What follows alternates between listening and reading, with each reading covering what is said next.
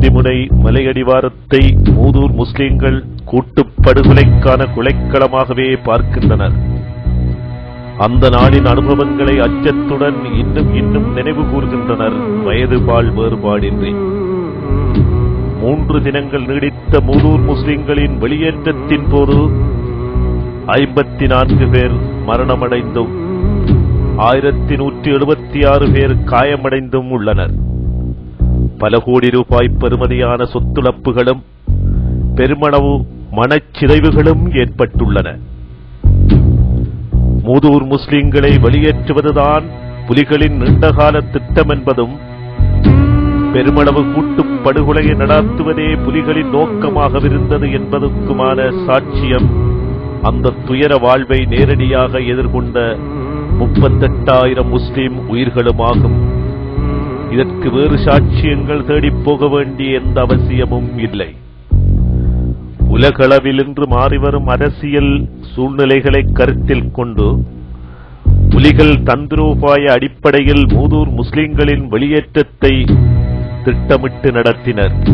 இருந்தும் மூதூர் மக்களின் தாயகம் திரும்பும் உறுதியான முடிவும் வாழ்வும் மீண்டும் மூதூர் மக்களை தமது தாயக மண்ணுக்கு கொண்டு சென்று சேர்த்திருக்கிறது.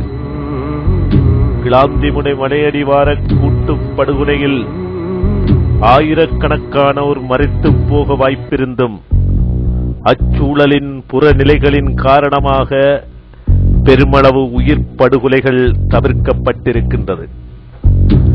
வடமாகாணத்திலிருந்து முஸ்லிம்கள் வெளியேற்றப்பட்ட போதோ காத்தாங்குடி, ஏறாவூர், அலஞ்சிப்பொத்தான படுகொலைகளின் போதோ அந்த சூழலை ஆவணமாக்கும் உடன் முயற்சிகள் மேற்கொள்ளப்படாதது பெரும் இழப்பே.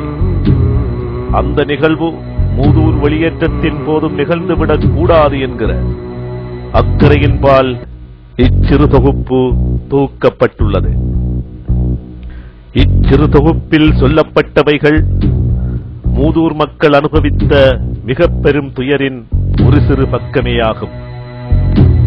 வடக்கு கிழக்கு தாயக மண்ணில் தமிழ் முஸ்லிம் மக்களின் இணைந்த வாழ்வு புலிகளின் அதிகார ஆசையினால் கேள்விக்குள்ளாக்கப்பட்டுள்ளது. முஸ்லிம் மக்களுக்கு எதிரான குரோதம் புலிகளின் சித்தாந்தமாகவே உள்ளது. தமது வீடுகளில் நிம்மதியாக வாழ்ந்து கொண்டிருந்த முஸ்லிம்களை புலிகளின் செயல் தமது மண்ணிலிருந்தே அப்புறப்படுத்தி உள்ளது. மூதூரின் 38,000 முஸ்லிம்களும் புலிகளின் கொலைக்கரத்திலிருந்து தப்பி A15 நெடுஞ்சாலையின் ஊடாக கந்தலாயை நோக்கி இடம்பெயர்ந்து வருகின்றனர். 1990களின் வடமாகாணத்திலிருந்து முஸ்லிம்களை இனச் சித்திகரிப்பு செய்து வெளியேற்றிய அதே காலகட்டத்தில் கிழக்கு மாகாணம் பூராகவும் வாழும் முஸ்லிம்களை தமது மண்ணிலிருந்து வெளியேற்ற விடுதலை புலிகள் எடுத்த முயற்சியை முஸ்லிம்கள் துணிந்து நின்று தமது மண்ணிலேயே காலூன்றி எதிர்த்ததனால் தான் அவர்களால் அங்கு இனச் சுத்திகரிப்பு செய்யப்படாத வரலாற்றுடன் இன்னமும் வாழ முடிகிறது. இல்லையேல் 1990களில் வடமாகாண முஸ்லிம்களின் வெளியேற்றத்தில் நிகழ்ந்த துயரமும் வாழ்வும் தான் கிழக்கு மாகாண முஸ்லிம்களுக்கும் கிடைத்திருக்கும். இதுதான் யதார்த்தமான நிலவரமாகும். 1990களில் கிழக்கு மாகாணத்திலிருந்து முஸ்லிம்களை இனச் சுத்திகரிப்பு செய்ய புலிகள் முஸ்லிம் மக்களின் மீது கட்டவிழ்த்து விட்ட இனப்படுகொலைகளும் அழிவுகளும் வரலாற்று பதிவுகளுக்குரிய பேரவலமாகும். பொத்திவில் தொடக்கம், அக்கரைப்பற்று, ஒலிவில், சாய்ந்தமருது, காத்தான்குடி, ஏறாவூர், ஓட்டமாவடி, வாழச்சேனை, கிண்டியா, மூதூர் என புலிகள் முஸ்லிம்கள் மீது மிக பெரிய அளவிலான இராணுவ நெருக்குவாரங்களை தொடுத்து அவர்களை வெளியேற்ற தண்டித்தனர். கிழக்கின் பல முஸ்லிம் கிராமங்கள் 4 வருடங்களுக்கு மேலாக புலிகளின் இராணுவ முற்றுகைக்குள்ளேயே இருந்தன. இறுதியில் புலிகள் கிழக்கிலிருந்து முஸ்லிம்களை வெளியேற்றும் முயற்சியில் பெரிதும் தோல்வியையே சந்தித்தனர். கிழக்கிலிருந்து முஸ்லிம்களை வெளியேற்றும் முயற்சியை புலிகளால் சாத்தியப்படுத்த முடியாது போனாலும் கூட முஸ்லிம்கள் தொடர்பில் தமது சித்தாந்தத்தையோ செயல்பாடுகளையோ கைவிடவில்லை. மிக மோசமான இராணுவ பொருளாதார அரசியல் அடக்குமுறைகளை காலத்துக்கு காலமும் தருணம் கிடைக்கும் பொழுதுகளிலும் புலித்தலைமை நிறைவேற்றியே வந்திருக்கின்றன. இந்த இன சுத்திகரிப்பு செயற்பாட்டின் ஒரு விளைவாகவே கடந்த ஆகஸ்ட் 2006 மூதூர் முஸ்லிம்களின் வெளியேற்றமும் நிகழ்ந்தது. மூதூர் முஸ்லிம்களை விடுதலை புலிகள் வெளியேற்றியது முஸ்லிம்களின் பாதுகாப்பு கருதித்தான் எனவும் அது ஒரு சர்ச்சையல் நிகழ்ச்சி எனவும் வாதிடுபவர்களும், வடக்கு கிழக்கு முஸ்லிம்களை அவர்களது தாயகத்திலிருந்து வெளியேற்றுவதில் எந்த தவறும் இல்லை என வாதிடுபவர்களும் இன்னமும் உள்ளனர். மேற்படி கருத்து கொண்டவர்களின் நிலைப்பாடுகளை விட மனிதர்களை அவர்களுக்கு இழைக்கப்படும் அநீதிகளை, ஆதிக்க தரப்புகளின் மீறல்களை துணிந்து கண்டிக்கும், அவற்றை அம்பலப்படுத்தும் குரல்களை அதிகம் கவனத்தில் எடுக்க வேண்டிய தருணம் இது. அந்த குரல்களின் உறுதியிலும் தீர்க்கத்திலும் தான் உண்மையான நிம்மதியும் மனித வாழ்வுக்கான நம்பிக்கைகளும் தங்கியுள்ளன. வடக்கு கிழக்கு மாகாணத்தில் ஆண்டாண்டு காலமாக வாழ்ந்து வருகின்ற முஸ்லிம்களை வடக்கு கிழக்கு தாயகத்திலிருந்து விரட்டியடிப்பதும் அவர்களை கொன்றளிப்பதுமே விடுதலை புலிகளின் சித்தாந்தமும் செயற்பாடுமாகும். இதில் எமக்கு எவ்வித சந்தேகமும் இல்லை. 1990 இறுதி பகுதியில் வடக்கிலிருந்து புலிகளால் திட்டமிட்டு இன சுத்திகரிப்பு செய்யப்பட்டு துரத்தி அடிக்கப்பட்ட முஸ்லிம்கள் 17 வருடங்கள் கடந்துவிட்ட நிலையிலும் தமது தாயகத்துக்கு திரும்பிச் செல்ல முடியவில்லை. 2002 புரிந்துணர்வு ஒப்பந்தத்தை அடுத்து ஏற்பட்ட அமைதி சூழலிலும் அம்மக்களால் வடமாகாணத்துக்கு சென்று வாழ முடியவில்லை. திரும்பிச் செல்ல வடமாகாண முஸ்லிம்கள் எடுத்த அனைத்து முயற்சிகளும் விடுதலை புலிகள் தலைமை நேரடியாகவும் மறைமுகமாகவும் தடுத்து நிறுத்தி வந்துள்ளன.